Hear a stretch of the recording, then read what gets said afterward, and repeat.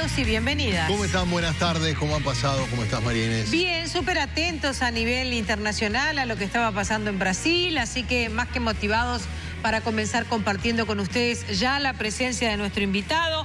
Está con nosotros el analista político Álvaro Padrón. Nuestras compañías de producción urdieron un mecanismo para contactarse con él porque no se encontraba en el país, llegaba justito y ese justito queríamos que fuera también a nuestro programa. Aunque me acaba de comentar que esta mañana los compañeros de Arriba Gente, cuando lo recibieron, y es una bienvenida larga la que le estoy dando, recordaron en instancias de revisar el archivo una presencia suya también en nuestros estudios, en el marco de una nota con ellos, y usted diciendo, esto termina con Lula preso. Bienvenido, Padrón. Gracias por la invitación. Y ojalá se hubiera equivocado, ¿no? ¿Sabés que te iba a decir eso? Porque, a ver, no es un orgullo haber acertado porque es muy triste lo que está pasando. Y ojalá no hubiera ocurrido porque en realidad el que piensa que la crisis de Brasil se soluciona con Lula preso no entiende nada, se agudiza. Más allá del análisis que se puede hacer sobre el proceso y sobre lo que hay detrás de ello. Entonces, la verdad que fue un acierto que no me pone contento. Lo que es verdad es que mucha gente iba negando en el proceso esta posibilidad y yo creo que fue un gran error. Como vuelve a ser un error creer que un eventual cambio ahora de la interpretación del tribunal es una solución a algo, porque en realidad sería simplemente una dilatoria de algo que está en el fondo del problema, que es evitar que Lula pueda ser candidato, y ese proceso, en mi opinión, es irreversible porque se ha quemado mucha nave para llegar a este momento como para morir. Pero además, estando con una condena en segunda instancia, ya la ley lo inhabilita. Lo que pasa es que todavía no presentó la candidatura, no había presentado la candidatura, bueno, porque estaba en pleno proceso judicial. Ahora vamos a entrar en detalle, pero yo te comentaba algo fuera de cámaras. Porque claro, uno está pendiente de lo de Brasil, ¿no? Estás pendiente, lees cosas, van. Y de repente te enterás que en la frontera entre Estados Unidos y México, México a punto de tener unas elecciones muy significativas, hay movimiento de tropas, creo que por primera vez desde la guerra con México, ¿no? Y todo esto, movimiento de tropas de la Guardia Nacional para detener presuntamente una caravana de migrantes. Y esto en el marco de un mundo que enfrenta una guerra comercial entre las dos principales potencias, China y Estados Unidos. Entonces ahí, pues, ¿qué tiene que ver esto con Lula y Brasil? Pero es que América Latina es básicamente México y Brasil por la dimensión, por la importancia geopolítica, económica. Y está bueno, ya que trajiste ese tema, pensar que esa situación de despliegue de armas ha sido decidida por el propio presidente a viva voz, es decir, no es que utilizó uno de sus ministros o de las autoridades del ejército, sino que lo planteó como una cosa de Estado, como una decisión de Estado, cuando hasta ahora la caravana de migrantes es una caravana de madres, mujeres, niños. Migrantes no tienen armas, no tienen dinero, están viviendo poco menos que del pan que les da el que los ve pasar y de alguna manera apoya. Parece una desmesura absoluta entre lo uno y lo otro. Es que lo es. Y la pregunta es cómo cierra todo, si es que cierra de algún modo, porque Brasil, más allá de Lula, del PT, de lo que sea, es un actor por su dimensión y, bueno, por su importancia aún política a nivel regional de primer nivel. Absolutamente. Y bueno, estilo Trump, ¿no? Esto que tú recién narrabas, sí, de la desproporción, yo creo que todo en Trump es desproporcionado. Pero no hay que pensar inocentemente, ¿no? Es una señal hacia la realidad mexicana en un año electoral muy complejo. Y yo creo que lo que conecta, Gerardo, una cosa con la otra es esa sensación de que América Latina parecía tener las condiciones de ubicarse de una manera más fuerte en el planeta, tener una voz más relevante. Hemos sido siempre muy marginales. Y el deterioro de la situación institucional en Brasil y en México nos quita esa posibilidad, porque son dos países absolutamente imprescindibles en América Latina, por su peso económico, por su historia. En el caso de Brasil, sin duda, ¿no? Lula se transformó en un referente mundial. Lo que estamos hablando estos días no es un tema de entre casa, es un tema de carácter internacional. La noticia de lo que está pasando con Lula recorre el mundo. Yo vengo de Alemania y era tapa de los diarios. Y está muy lejos de ubicarse en el debate izquierda y derecha. No, está clarísimo. Hay una gran preocupación sobre los destinos de Brasil porque acumulan esta idea de un mundo con una incertidumbre gigante, ¿no? Es como que en ninguna parte hay estabilidad. Europa, que es la cuna de la estabilidad, de los partidos previsibles, Fíjense que Alemania, que si hay algo que no tiene, es crisis económica. Estuvo meses para formar un gobierno. Sí, claro. Entonces, hay algo que está pasando. En Italia, de no sé cuánto tiempo llevan para tratar de ver qué hacen con la derecha xenófoba. Ganan los nacionalistas en Austria, en Hungría, en Polonia, grupos que realmente hace no tanto, quizás una década y media, no hubieran tenido ninguna chance de... Absolutamente. Ni siquiera de figurar, ¿no? Sí, sí, España con el drama de Barcelona no lo saben cómo resolver. Entonces, uno siente que hay como problemas con la democracia y los que teníamos la imagen de que los problemas con la democracia estaban asociados a la dictadura y a la intervención militar, más allá de que ahora vale la pena comentar la reaparición en Brasil.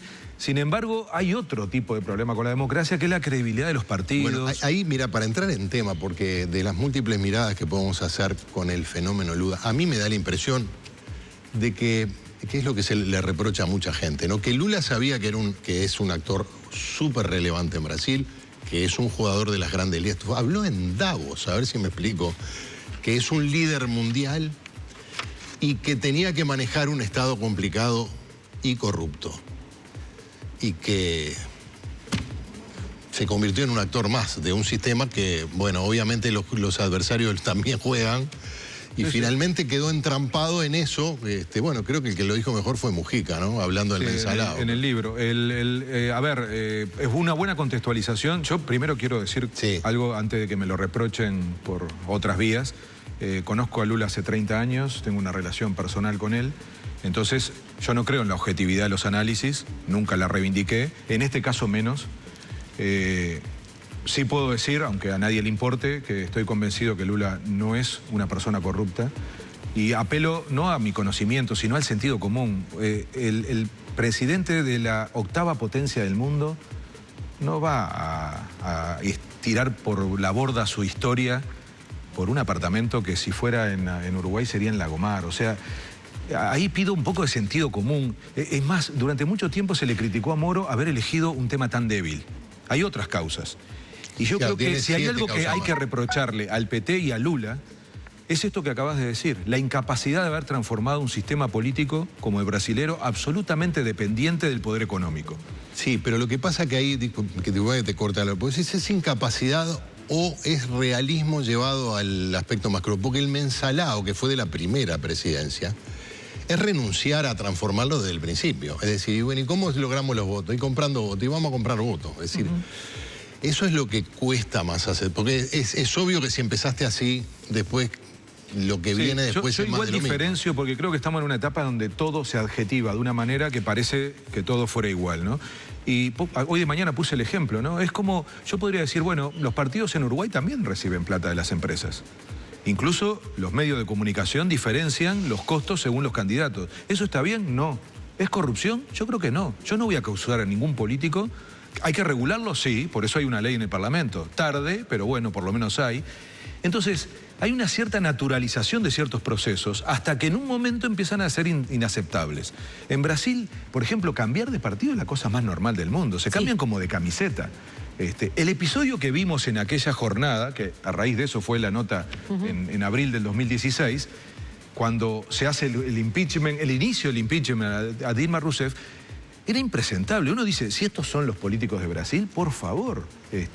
Entonces, yo diría que hay que tener un poco de cuidado porque estamos en una etapa en donde parece que todo es incalificable. Me pasó bajando del avión el sábado que un señor se olvidó una maleta y subió desesperado y estaba la maleta. Y dijo, se ve que en este avión no viajaba ningún político. Yo le dije, mire, es una estupidez, amigo, lo que acaba de decir, porque esa generalización... Porque, a ver, si no son los políticos y los partidos, ¿quiénes son? Claro. Los pastores evangélicos, como en Costa Rica, que estuvo a punto de ganar un ignorante con una cabeza retrógrada. Los empresarios que empiezan a ocuparse de la política con dinero. los militares. O sea, no, creo que hay que tener un poco de cuidado en subirse a este carro. Los primeros que tendrían que preocuparse por esto son los propios políticos y no hacer cualquier cosa para quedar bien, pero empezar a defender su propia profesión.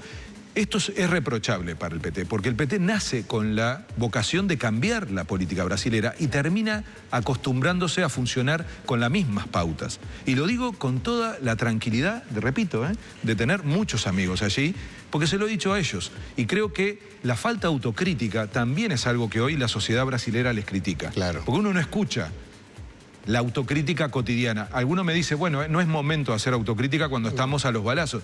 Algún momento tiene que haber, porque decir ahora que tiene que regularse la forma en que se financian los partidos, decir ahora que hay que regular a los medios, y bueno, hace 20 años que se gobierna, ¿no? Entonces, yo en eso soy muy directo, muy crudo, y me parece que hay un déficit, pero de ahí a esto, ¿no?, de bañar el bebé y que se vaya por el agua, yo creo que empieza a haber una ingobernabilidad en Brasil. Es muy grave lo que está pasando y yo no sé si lo resuelven de aquí a octubre. Y no es un problema solo con Lula. Y quiero decir una cosa, porque se insiste mucho que el problema es político. Y yo creo que es político, pero no tiene ese origen, ni mucho menos la sustancia. Lo que está pasando en Brasil es una transformación profunda de los intereses económicos. Porque si no, nadie explica por qué durante tanto tiempo el PT y Lula fueron totalmente potables para los intereses económicos brasileros y de golpe le sueltan la mano.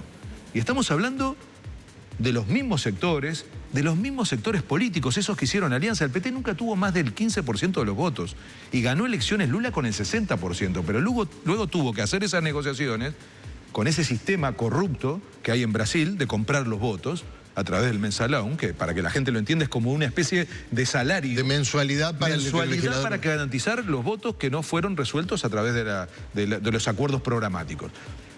¿Qué está pasando en Brasil? Cambió la naturaleza de la burguesía brasilera.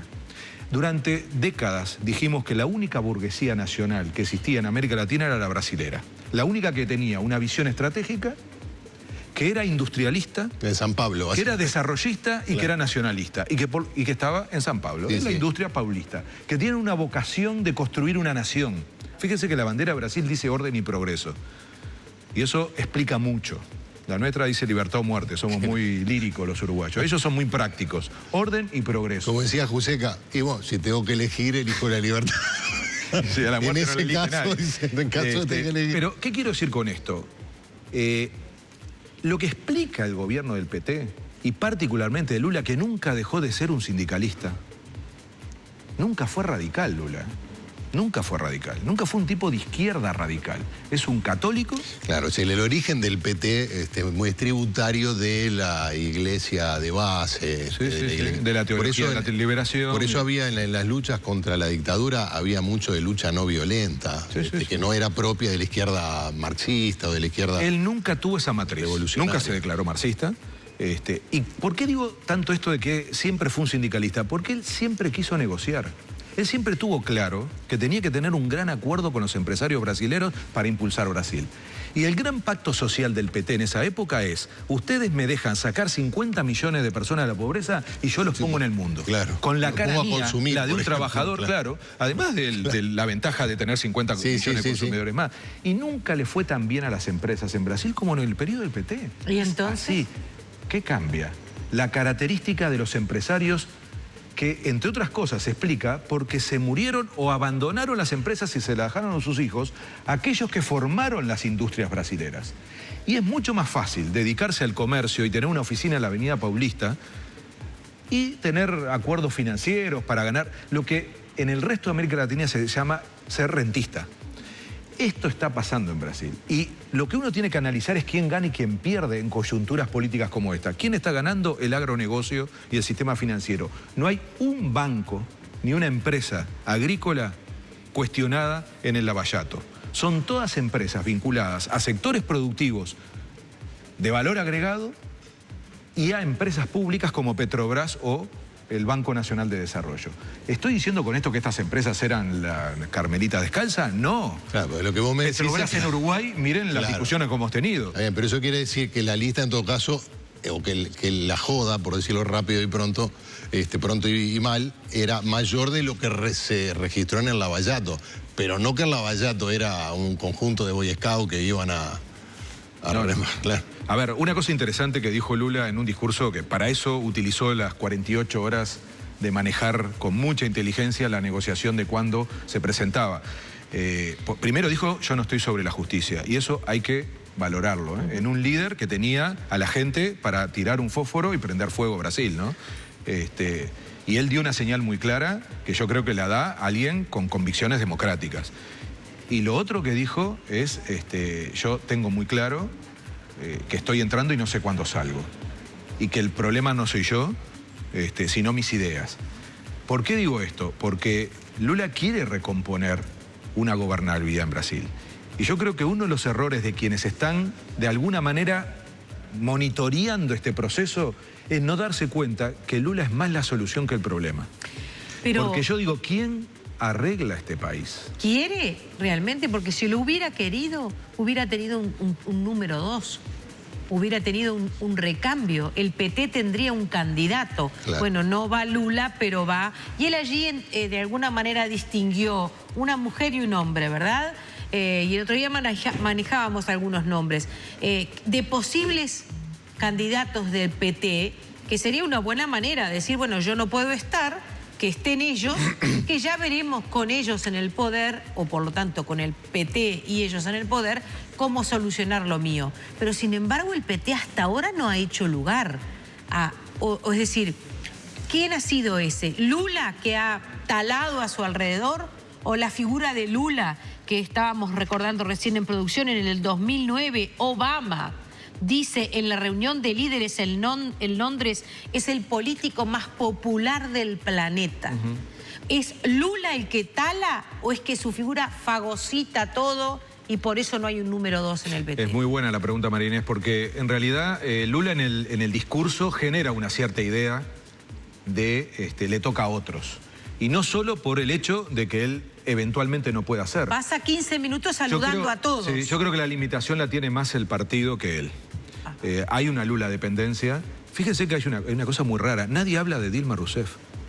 Aparece en todos lados, pero nadie se le ocurre decir, lo natural sería volver a reivindicar a esta mujer que no tiene una sola acusación de corrupción, que fue electa por 40 millones de personas. Recordemos lo que eran las manifestaciones para que se fuera y la baja popularidad. Exactamente. O sea, no era... Entonces, ¿dónde está la explicación?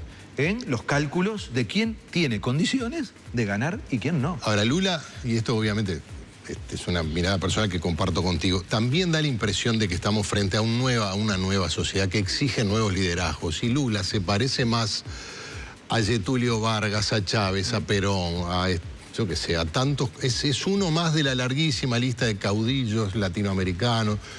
Lo que dijo, yo ahora soy mis ideas, es lo que dijo Getúlio Vargas, dejo la vida para entrar en la historia. Es una mezcla de mesianismo, populismo, liderazgo natural, en fin, manejo un poco personalista del poder y del Estado. De algún modo, más allá de que sea de izquierda o socialista, se inscribe en una larguísima tradición. Sí. Que no ha tenido, en general no ha terminado bien y por cierto no ha dejado sucesores. No, es un buen punto, no es un problema solo de Brasil. No, yo creo que digo, claro, en toda América Latina la dependencia de los liderazgos y las dificultades para la renovación, estamos hablando de, bueno, en nuestro país, ¿no? De generaciones vinculadas a los 70, ¿no? A 70 años, 72, 80, sí. O sea, con toda naturalidad. Entonces, parece ser un problema bastante generalizado esto de ceder el sillón. Claro. Y en el caso de Lula, yo que, repito, lo conozco personalmente, a él le costó muchísimo pensar en su sucesora y lo hizo con mucha conciencia, fue una responsabilidad de él. Claro, si no hubiera sido con él, no hubiera ocurrido. Claro. Ella no llega porque Dilma. Él la elige, él la entroniza. En el primer mandato y en el segundo. Porque en el segundo ya había mucha gente diciendo, bueno... Claro, pero es una manera de reservarse el poder, ¿no? Decir, claro. Y les digo la verdad, creo que no es una persona con esa característica. Y me parece que ahora la vida lo atrapó. La vida lo atrapó. Lula no estaba actuando en política. Él vuelve a la política muy presionado por el partido y creo que ahora es difícil que no sea protagonista, incluso para indicar cómo seguir. El PT tiene un gran dilema porque está dividido en dos visiones, una que dice sigamos con esta lógica hasta la muerte y votemos en octubre, simbólicamente con la chapa 13, que es el número histórico del PT, tratando de deslegitimar el resultado con un 45%. Bueno, sí, es la mirada de una parte y otros dicen, no, vayamos en la búsqueda de sucesión. Lo que pasa es que, ¿quién agarra ese viaje? Álvaro Padrón aceptó hablar de este tema con nosotros, agarró. Muchas gracias. Y vamos a tener para tiempo, porque esto no se resuelve rápido. Hay acá más de un dedito para arriba a su participación de hoy de mañana. Bueno, muchas gracias. Gracias, Álvaro. Bienvenido, muchas gracias, porque lo agarramos de aeropuertos, pero así como llegó, Canal 10 por lo pronto, muchas gracias, Álvaro, por estar con nosotros. No, en serio, gracias. Es brevísima la pausa, vamos a ir a la misma, tenemos un contacto de móvil y luego tendremos el gusto y el privilegio de recibir a la gente que más ha trabajado en neurología en nuestro país, el doctor Pablo Pereda con nosotros, neurocirujano y director del área de neurocirugía del Hospital de Tacuarembó. Tengo que sacar algunas neuronas que no me andan bien por ahí. Pero están muertas esas. Bueno, que la saque, por lo menos.